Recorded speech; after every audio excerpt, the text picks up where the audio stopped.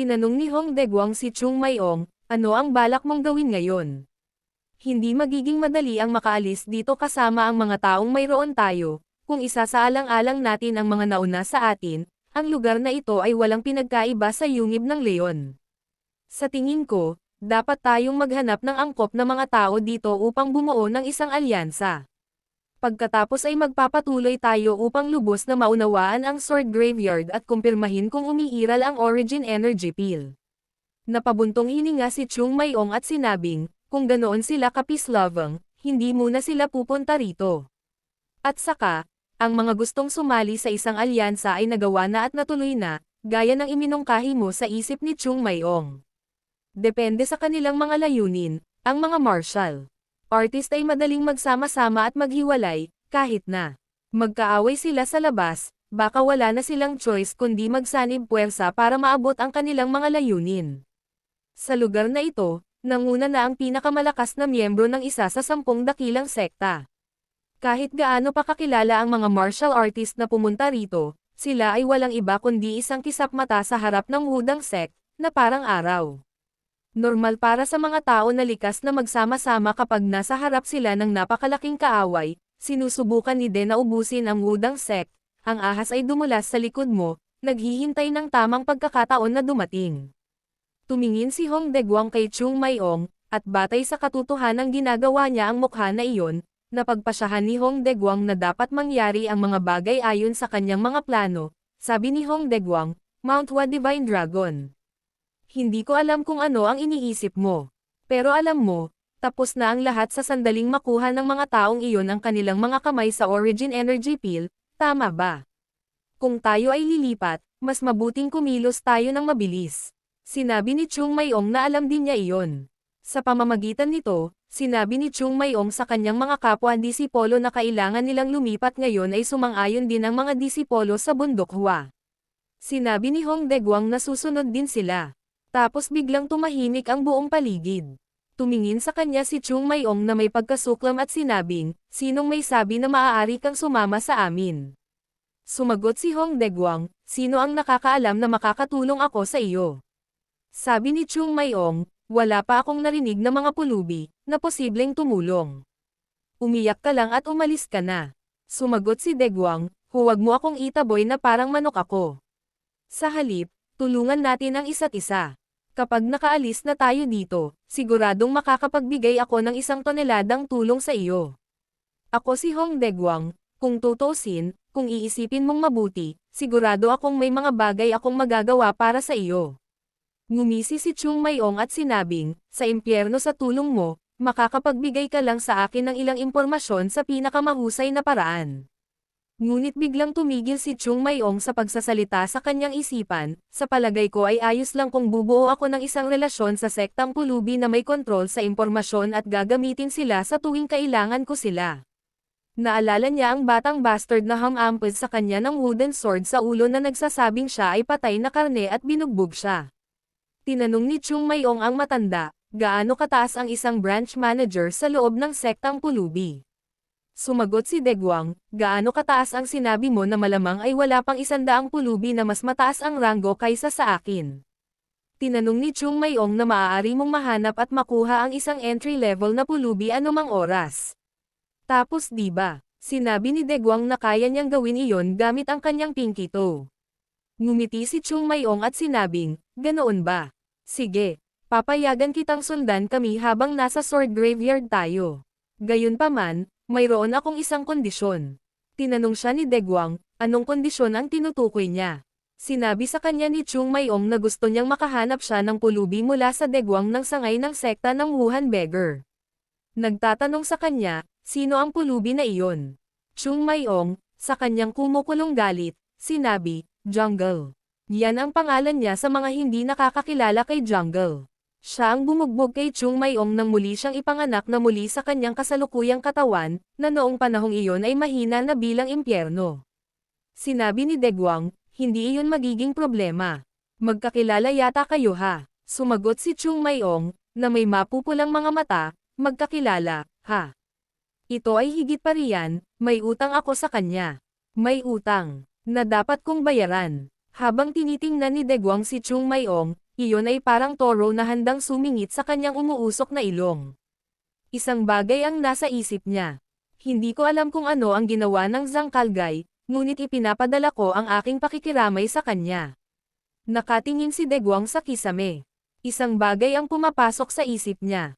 Akala ko ito ay mas maliwanag dito kaysa sa inaasahan ko, ngunit ito ay dahil sa mga phosphorescent na perlas. Hindi lamang ang lugar na ito ay nakatago upang walang makapasok dito, ngunit ito ay naiilawan din ng mga bagay na ito. Nangangahulugan iyon na ang Medicine Immortal ay hindi kapani-pani walang mayaman. Well, hindi iyon nakakagulat. Ang orihinal na tableta ay madaling ibenta sa halagang 1,000 ginto bawat isa. Ngunit napansin niyang dumidilim na, kaya tumangala siya at nakita niya si Chung Mayong, parang butiki na nangongolekta ng mga light ball. Tinanong niya siya, ano ang ginagawa niya? Sabi ni Chung Mayong, hindi mo ba masasabing kumikita ako? Damn. Ang dami kong nasa isip ni Degwang, hindi ba siya ang nagboluntaryong manguna? Anong kalokohan ang ginagawa niya? Sinabi ni Degwang, iyon ba ang mahalaga sa ngayon ay nasa sitwasyon tayo kung saan ang Wudang sect ay maaaring nasa kamay na nila ang origin pill. Sabi ni Chung Mayong, duda siya na meron na sila. Tanong ni Degwang, paano niya nalaman iyon? Sinabi sa kanya ni Chung Mayong iyon ay dahil umuusad pa rin sila. Laking gulat ni Degwang nang marinig iyon sa kanyang isipan, huwag mong sabihin sa akin. Sinusubaybayan ba niya ang kanilang mga enerhiya? Halos masasabi ko lang na may grupo ng mga tao sa harap namin, pero yun lang. Higit pa rito, ito ay isang pakiramdam lamang, hindi isang bagay na sigurado ako. Gayunpaman, nagsasalita siya na parang sigurado siya kung sino ang nasa harapan namin. Gaano ba siya katangi-tangi sa pagtuklas ng mga enerhiya para maging posible iyon? Sabi ni Degwang, ganun pa man, hindi ba't darating sila kung nasaan ang tableta? Mas maaga kaysa sa amin. Sumagot si Chung Mayong, oo, ngunit iyon ay nagpapadali para sa amin. Malalaman mo pagdating natin doon. Oh, ito ay talagang isang magandang pearl, masyadong. Nagsisimula ng magtanong si Degwang kung talagang mapagkakatiwalaan niya ito. Brat's intuition. May napansin si Yunjong. Sabi niya, hindi ba parang lumiit na ang corridor? Sagot ni Baekchon, I think so too. Nung una kaming pumasok sa corridor, madali kaming 5 na naglalakad na magkatabi, pero ngayon ay makitid na kaming 3 lang ang makakalakad na magkatabi, at dapat magkabalikat. Sabi ni Yunjong, hindi ko maisip kung bakit gagawin itong ganito. Si Joji lahat ay sumisinghot ng kung ano. Sabi niya, kanina pa ako nakakaamoy ng hindi ka nais-nais na pabango, sabi ni UISIL, amoy dugo daw. Ngunit habang patuloy silang naglalakad, lahat sila ay nagulat nang makita ang isang tumpok ng mga bangkay sa lupa. Sabi ni Baekchon, hindi ba't medyo kakaiba, ang dugo nila malapit sa kanilang bibig ay hindi pula, ngunit itim. Mayroon bang gumagamit ng lason sa mga nauna sa atin? Tiningnan ni Chung Mayong ang katawan. At sabi niya, may mga bitag. Tingnan mong mabuti. Puno ng mga karayom ang kanilang mga katawan, at natusok sa mga ito, hindi lamang mula sa isa, kundi sa lahat ng direksyon sa isipan ni Degwang. Ibig sabihin ba ay nakulong ang buong koridor na ito? Hindi ako makapaniwala na ang Medicine Immortal na nag-alay ng kanyang buhay sa pagliligtas ng mga tao ay magpapakalat ng gayong kakilakilabot na mga bitag sa sarili niyang libingan.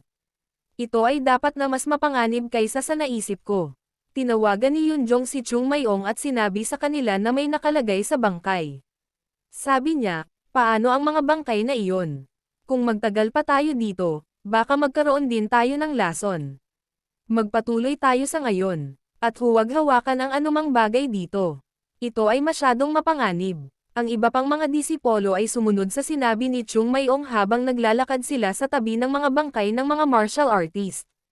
May kung anong pumapasok sa isip ni Chan. Ganito ang Jiang Ho. Talagang tinatamaan ako ng katotohanan.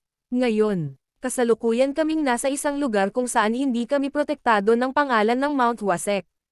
Kung madudulas ako dito, baka mamatay ako. Lahat ng tanong ni Joji, magkakaroon ba ng maraming ganitong mga bitag dito? Sumagot si Chung Mayong, hindi ako sigurado. Hindi ko alam kung anong uri ng tao ang Medicine Immortal, ngunit ang sigurado ako ay ang lugar na ito ay hindi lamang isang lugar na puno ng kayamanan.